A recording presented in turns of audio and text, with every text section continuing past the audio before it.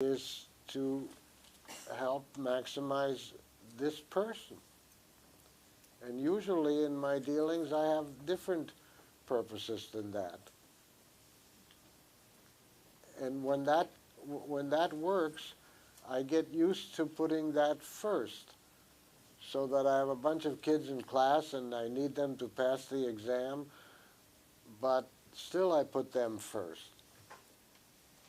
So the goal of therapy is to help maximize the other person? Well, I said it without thinking. It's something like that. Okay. If you add dots after it, sort of, something like that.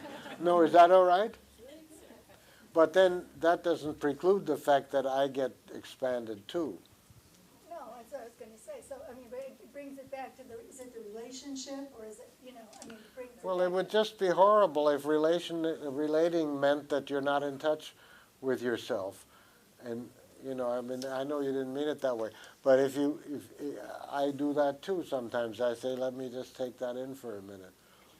But it would be terrible if relating, when I don't say, let me take that in for a minute, is without my taking that in. That's absurd. And that's the way it always sounds to me when people say, even what you said. It's like, well, there's a shift in focus. I know there's some kind of a shift. I know what you're trying to say. But I wouldn't want to say that relating and being in touch are a keyboard.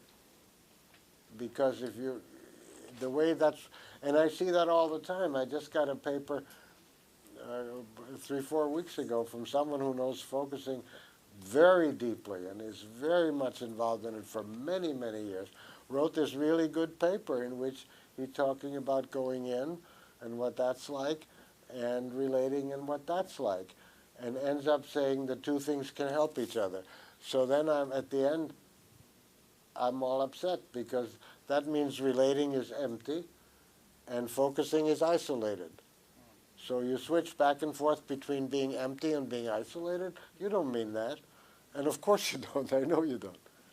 Charles, you were wanting to say something. Going back to a phrase that Guntrip used a long time ago, although I'm not sure whether it captures all of it.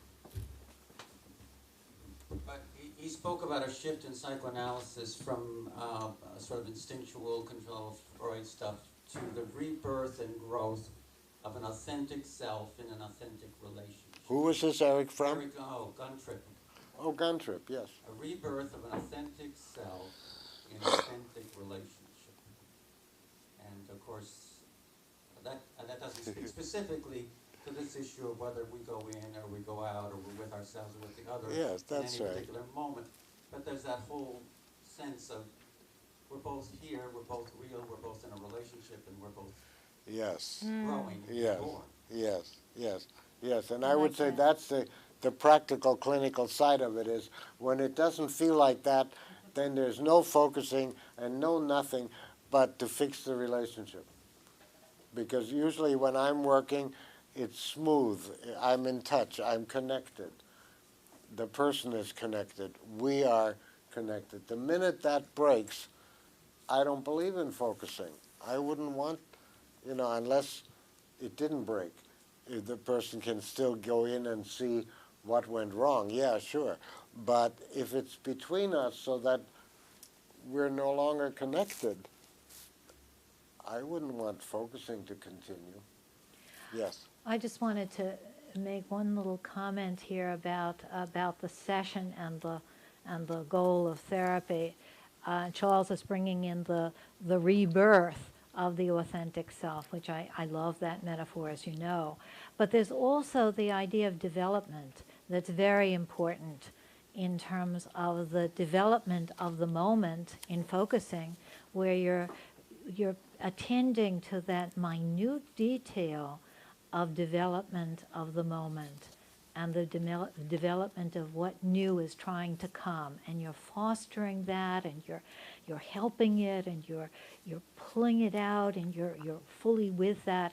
And then there's the sense of the development in the whole project of the therapy, of the person, of the client, and the development of the relationship, the development of how we are together, and we didn't used to be able to navigate this and this and this, and now we can after 2 years. Now we can do that.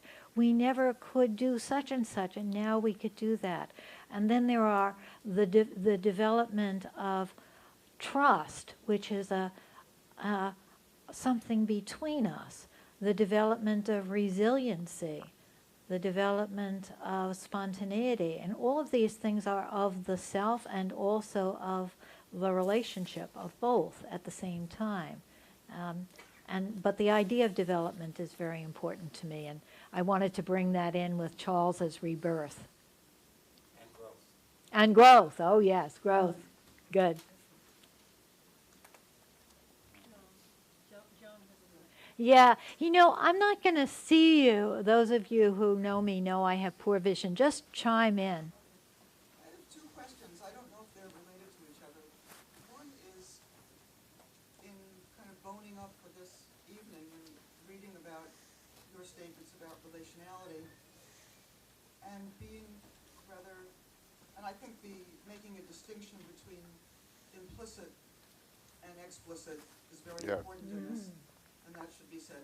But I'm so amazed by the fact that while we're all being perceived by the clients we're sitting with, we have very little idea as to how we actually appear in terms of how we're coming across at any given moment. We may think we know what we seem like, but only if we've seen ourselves on videotape, if we can bear that. I spent 3 years looking at other therapists on videotape. I could barely bear that. It's just extraordinary that we don't know. We think we know how we're coming across, but how we're actually coming across is being subjectively perceived, which means almost all of the way we're being perceived is subjectively perceived, and we really can't know it very well. Just wanted to say that. But while that's going on, let's say, I'm not ideally able to disembed in a given moment when I don't know what I'm doing in a session and ideally focus. So it's a kind of philosophical question. If I'm caught and I imagine that I must be experiencing something, but I can't sense anything in that moment. Now wait, say that again. If you're It caught, sounds a little crazy, but if you're caught, it's say not that. as if I can exit the scene, do some neat focusing, and come back and know what I am experiencing. Often things are happening way too quickly for that to happen. If Yes. I can slow them down Yes. and say to somebody, let's both take some time here and try to get a sense of what we're in, fine. But if we can't, and our own focusing is actually not occurring because we're not able to carry our experiencing forward in that moment, and yet we know we're in something, that's probably the way we are being perceived most of the time, right? We're always in a flow of something that has not been articulated. Isn't that the case? Well, I start at the end. It's true that you can always articulate further, Yes. and so it's always the case that you haven't articulated it beyond where you articulated it. And you don't have to articulate it at all. Most of the time, it's sufficient for me to stay in touch with myself to say, and then it says, and I say, oh. And that kind of dialogue with myself goes on all the time, and I mostly don't even, it's quite different if I have to say to myself, well, let's get through this hour because I'm not going to be able to hear really from myself. That's right, until 12 Right? o'clock tonight. Then at least I know that. So, I don't want it to go too bad until I can. But that doesn't happen very often because most of the time what is militated by the interaction is sort of familiar territory to me pretty much. But that would be an exaggeration if it was all the time. I can look back to last year and say, how could I have done that? So it's right. So I know what you're saying now. Where were you going with the philosophical question? Well, I guess, Oh, how we're perceived. Oh, how is it perceived? Because we're not poised at the point where we're taking a focusing step. We haven't found the words that move our experience We don't have to forward. find words. It's enough to say, oh, well, oh, oh, oh. Or my famous oof ah thing, some of you know, where if my client attacks me, I feel like, oh, because I've been a wonderful person until now, and all of a sudden I did this terrible thing. And then I realize, oh, my client is getting stronger, She couldn't have done that before, and here she is at this, oh. So I've gone from oof to oh without any much articulation. It's not much articulation. It's just like, oh, yeah. And, well, I'll bind up my wounds later. Meanwhile, I'm excited that she's getting stronger, and I can take it. I get what you're saying, and I'll just say this. You're trying to stay at an experiential level with yourself. You're trying to create that environment for both of you to stay in. Oh, well, where else would you say that? I was going to... That's my point about don't divide that. If you divide the experiential level, everything becomes empty except the experiential level, and there you sit all by yourself, isolated and autistic. That's ridiculous. Nobody means that. But it is important, I think, philosophically, to say I don't think perception is basic at all. I think the interaction affects both of us, and our capacity to define perceptions may not be that good. In fact, I think that's why therapy works. I remember when Rogers posited that the client has to perceive the therapist's acceptance. I don't think so. I think the acceptance enables the client to perceive it after a while. It doesn't start there. So I don't know about why you were talking about subjective perception. It's more like, what did this moment mean to you? How did this moment affect you? And, how did you feel me in this moment? Those are, you calling those perceptions? Yes. I see. I wouldn't. I'd like to say that I think you're pointing to, Joan, the vastness of implicit intricacy, that at any moment there's so much more going on Yes, than that's we true. could ever say or ever explicate or ever articulate. Yes. And that's part of the mystery of our living, that we're living on so many dimensions at the same time, and knowing so much that we could never, and even contradictory things, right, at the same moment. Yes. Yeah. Yeah, Ruth first, and then let's hear Ruth first. She's got the mic, and then we'll give it to you, James. Oh, okay. Ruth. I'm a little stuck on something, so I just want to ask you. In that example that you were speaking about earlier of being different when you walked into the therapist's office. Yes. And Lynn described it as sort of a new way of being Yes. that came through the we of the relationship. And your sense was, response was, no, it's not about new. It's about something that had gotten essentially cut off. And there's something from, I don't know, you have exactly Yeah, the that's good to question. put your finger on. I would take back how I said that, Uh-huh. but I would also still not agree that it's new. I think anything that's worthwhile is really me. But really me is not a content. It isn't as if at a certain moment you could write a book and that would be me, and then this thing is new. It's that the new is me, it continues me, develops me. That, So there's something about both that taking that which perhaps was cut off in some way, or not have I don't know what the word you might use for that. yeah, And how to, and the living of that now, which is a bringing forward Yes. of the furthering development of Yes, yes, of self yes, yes, and that's why I think development like that could just as well be called new as called you. Development like that is what we want. Is why we're here. It's not right that we're here just to learn how not to be here. Sort of. If you can go directly to something ultimate, go, but come back. Well, it's that those moments that we know in focusing or therapy or whatever, where it's both, oh, this is new and I've known this forever. Yes, exactly. That's right. Exactly. That's very nice, Ruth. And that's the special thing about the word development, that it has the new and it has the Yes, that's sense right. of continuity. Jean? Yes. Well, I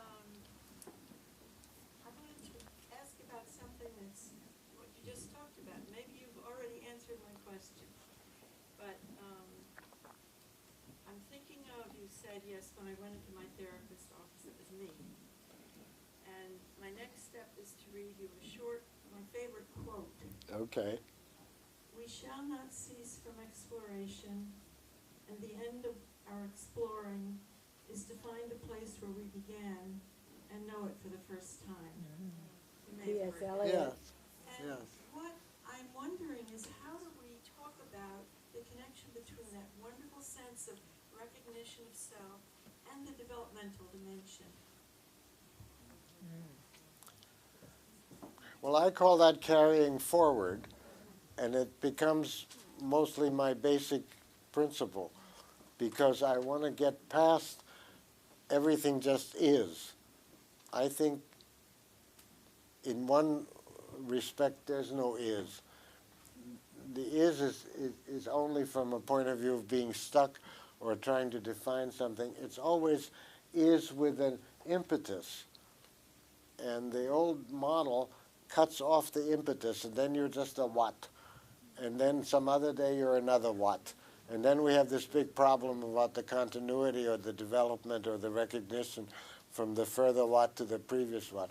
And I want to say living is carrying forward. Living is not an is. It's not like a machine or a computer that just has this is. Living is always further. Somehow we are expanding the universe.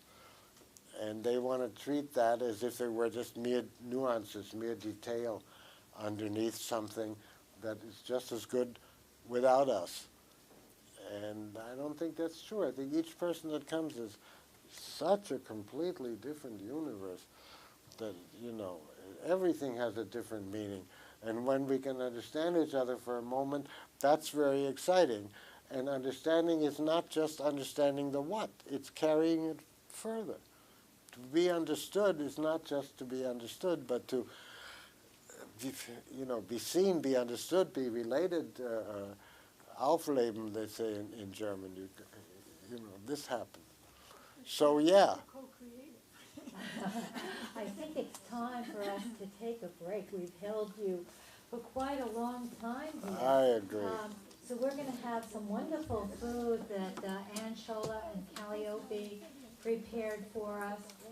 And we'll be back here in about 15 minutes to resume. When we come back, if you have the quote that you would like Jean to talk more about, and perhaps we want to say something before the demonstration. And before even that, while you're thinking about whether you would demonstrate, we need somebody to be okay with Charlotte filming this. And the person who's demonstrating also needs to hold this mic, which Charlotte will, you just have to hold it like this. a little awkward, but I've lived to tell. It's not too bad. So anything that you want to bring, maybe we could even do 2 demonstrations. We'll see. 2 short demonstrations would be nice. I don't know if we'll be able to do that, but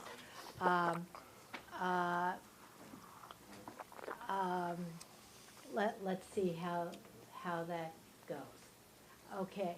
Jean wants to say something. You and I want to say something. You start. Maybe you heard me talk enough. Why don't you say what you have and I'll come in if I have to. No, you say what you, of all the things we say, what you want us to say. Well, there would, hello, is it working? Hello, hello?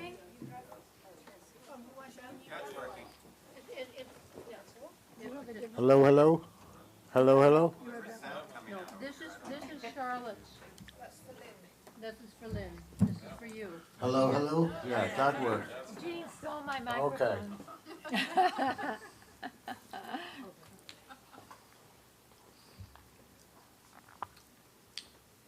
You started with, can you see who that is? Let me just stand up so they know who I'm summarizing.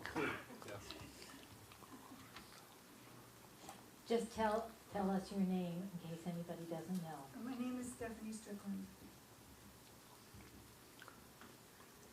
With the question, so what's wrong with co-creation?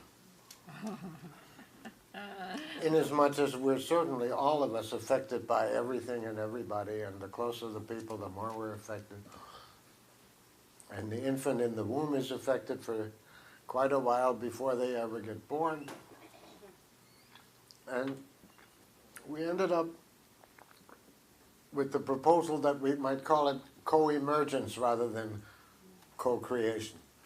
And that really takes care of a big thing, because co-emergence doesn't deny that there is an individual there. That newborn stares at you when it first comes out, the very first day and minute. There's somebody there.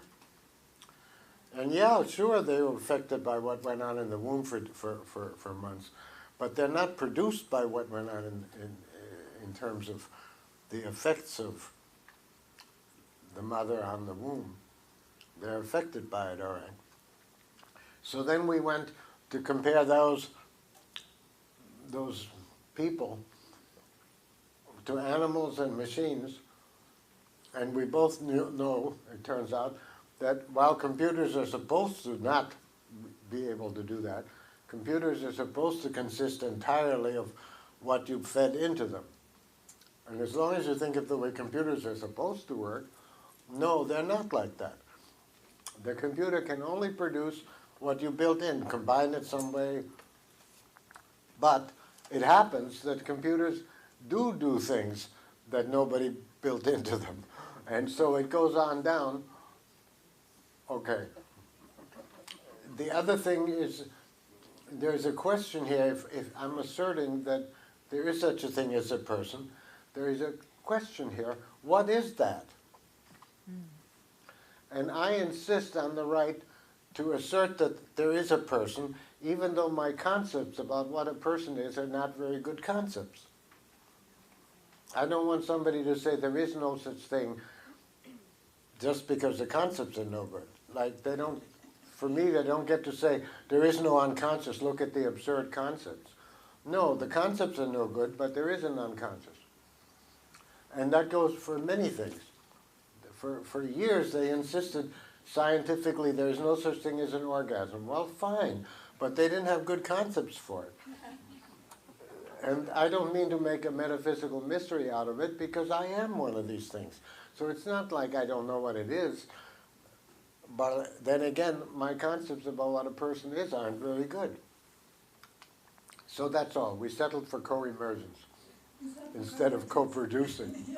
So for conversions, but also I wanted to mention that in terms of the original question about what the goal of therapy was, Yeah. and how it might differ from the goal of parenting or teaching or some of other goals, which seemed also to want to maximize what the person was that in the therapy session, it was the sole goal of those two people in that time, whereas the teacher and the parents and so forth had other responsibilities Yes, intertwined. and I feel that I would like to help bring about a world in which the reality of the other person and the other people is put ahead of all the other purposes, but I don't mean that there aren't other purposes. So when I teach class, I know that I have to get so the kids can pass the exam. And I know I have to do that. Even so, I'm willing to be delayed by caring about each person and what are they thinking and how did they get to that. And I like to maximize their capacity to think, which is also a second purpose. So when I'm trying to maximize their capacity to think, if I again get signals back from the person that I'm violating them, I stop. But there are all these other purposes. There's child raising, and there's, you know, in sports they tell you to leave your problems in the locker room. Well, that's great. They know that if you leave the problems in the locker room, you'll perform much better. But then they don't tell you how to do that. Well, I feel like we know how to do that. We may not be able to tell you in 1 minute or 1 day, but we know how to leave the problems in the locker room. But it didn't occur to them that they don't know how to do that. So yeah, there are all these other activities. I would like to see being in touch with yourself as part of all the activities that we do. That's a world that would be good to live in. That's like I'm done. John Harvey says he wants a world that didn't waste so much of what each individual can be. I really like that. I want to thank Stephanie for that co-emergence. I mean, that may solve us lots of time with arguing over the next 20 years. You just solved her gene problem. Right, solved my gene problem. So Sharon would like to demonstrate with Jean a supervision question, but you're going to be the subject of the supervision, Sure. right? Sure. Yes, come right up. I'm going to change. And you see, then supervision is not the same process as therapy, and it isn't the same to me either. And it is. And it is. And it is. I'd like to see the ways it is. I'd like you to be. I'd like you to be with Sharon as you would be with. Hello. Hello. I don't know what this is about. That was a wonderful coffee cake. Oh, I'm glad. I said that was wonderful coffee cake. Sharon made the coffee cake. I'll move this in front of you so you can face her. Oh, yeah, that's right. Thank you. Thank you. Yeah. Okay, I've been involved with focusing now for 4 to 5 years. I've had some powerful, deeply moments that I still carry with me. One was with you over at the blood bank. I had a question, and if my life were at stake now, I couldn't tell you the content. That's right. It was very important to me. You have the you of it. But in asking the question, I got hit here. And the experience wasn't what I'd expected. It was, I felt your presence. I had this, oh, he is really interested. So it hit home the importance of my presence when I'm with people in a powerful way. Yeah. So the process of focusing has been a clarity of the best of moments of an ongoing growth and development in myself. But it's been some awful moments. And my struggle, where I'm troubled and confused, is in how to handle these difficult moments. I am a child of fairly extreme emotional neglect, which makes me very, very sensitive, more sensitive than I'd like to be to misattunement or an absence of attunement, and they're different. So in the ongoing training to become more skilled, when I'm acutely sensitive when the listener is feeling caught in the method, anxious. This is now a therapist who's helping you? I wouldn't. No, we're listening. We're doing training. Partnership. Partnerships. Oh, okay. So there are partnerships with people who are okay. therapists and partnerships with people who are not. So you very easily pick up their tension and their fear or whatever. That's right. And I don't want to hurt feelings. You don't want to hurt their feelings. That's right. But it interferes. Oh, sure. So when I know what it feels like to have been listened to, where there's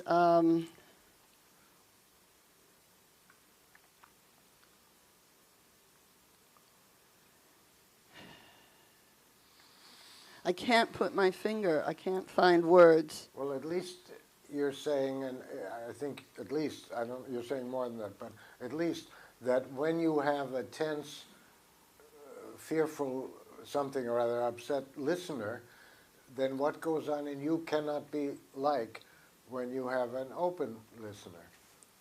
And it very well demonstrates the identity of relating and focusing. But I wouldn't expect you to. Would you expect yourself to be able to focus the same way? Well, it shifts into, as I've been trusting the process more. If I am really genuine, authentic, I would say, I hate this. Yes. Yes. Well, you hate it anyway, even if you're Yes. not genuine. Yes. And that's a bigger point than the joke. And what I mean is that which I can't accept in myself is already true. So I don't really have to accept it. It's already true. But anyway, I follow you. It's better. It feels If better. this were just entirely for you, Yes. then you could say it. Exactly. But you have to consider the other human being too, so you don't That's say right. that. So no. So it's a troublesome point of do I just, is this just me with myself saying, I hate this moment, and I'm going to put up with the other person, the listener. Yeah, right. And there you could go in further a little bit. I could just say back to you, but more for the purposes of holding on to it. I say this kind of thing all the time. I will say this back to you, I say, so that we can stay with it, and then see what's actually, why you hate it so much. Is it because it should be different? And there's a guess of mine, but it's only an invitation. Something in you hates that.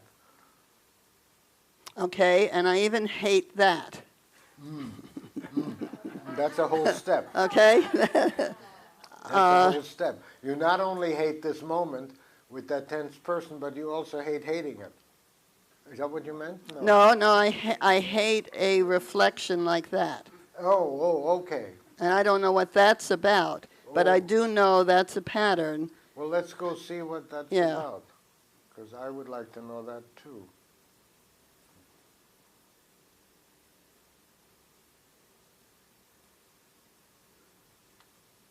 Now, was that an invitation to focus, or was that a relational thing? Yeah. Yeah, I don't care. No, I know. I'm interrupting you, and I apologize. No, that's I agreed to this. I'm just giving a feedback. I don't really care Well, about I bragged that. about how I would forget about them, and now I'm not forgetting about them, so I don't feel so good about that.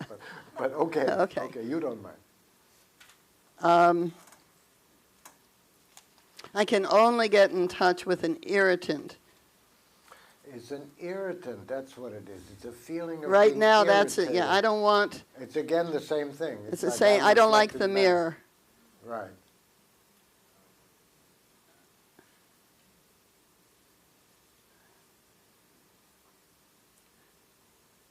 Yeah, I don't need to hear. You're telling me not to do that. Right, no, but somehow I don't need to hear my exact words or anything. I just want you to take it in. Okay.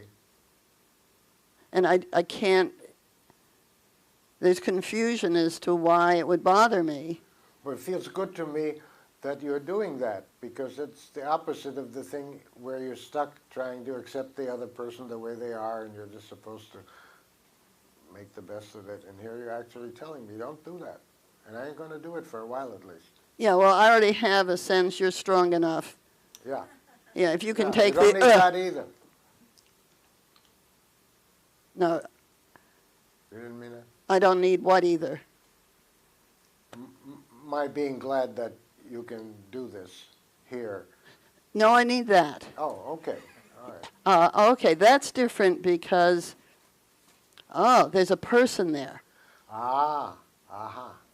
This reflecting business feels to you like there's no person there, just a parrot or something. That's not them. It's giving you back yours.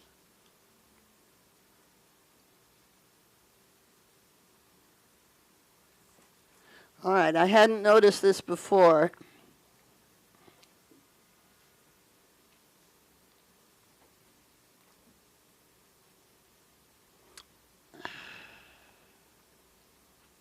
I'm not sure of this. I don't fully trust my own sense, but it's sort of an inkling that if you just parrot back,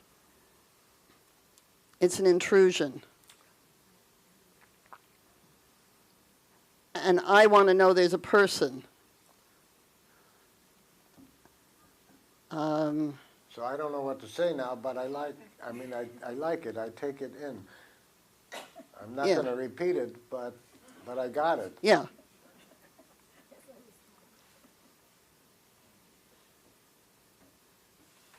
Yeah, I want to know that I can trust you on that. That, Okay, you can trust me to be here and not just to stay inside reflection. I don't know if you can trust me not to reflect because I do it so constantly, but I might do it again. But I don't intend to. that was different because you were reflecting, you were engaged, the me. You could feel me in that. I could feel you in there.